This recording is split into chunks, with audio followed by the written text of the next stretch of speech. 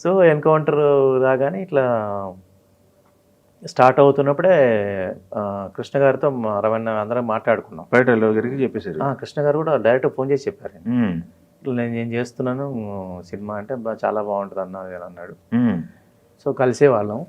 Cinema release తర్వాత preview వేస్తానంటే preview వద్దన్నాడు రవణ. ఉమ్, ప్రసాద్ ల్యాబ్లో చూద్దాము అంటే ఆ సినిమా ప్రసాద్ ల్యాబ్లో రిలీజ్కి 2 రోజుల ముందే ఉమ్. ప్రసాద్ ల్యాబ్ మొత్తం బ్లాక్ చేసుకొని మిడ్ నైట్ వచ్చి సినిమా చూసి వెళ్ళిపోయారు కొంతమంది. అవునా? కంప్లీట్ బ్లాక్ చేసేసి ఉమ్, సిటీ సెంటర్ అప్పుడు అది.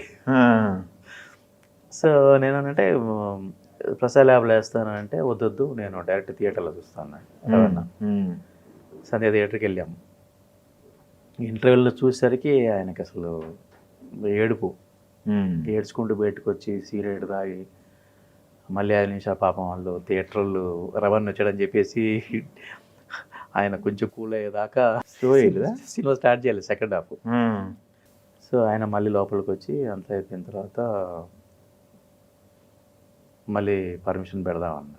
ఉమ్, సరే అన్న మీ ఇష్టం, నువ్వు చేస్తావు కదా, నేను చేయనన్నా అసలు చేస్తాను మరి అప్పుడు పర్మిషన్ పెట్టు. ఉమ్.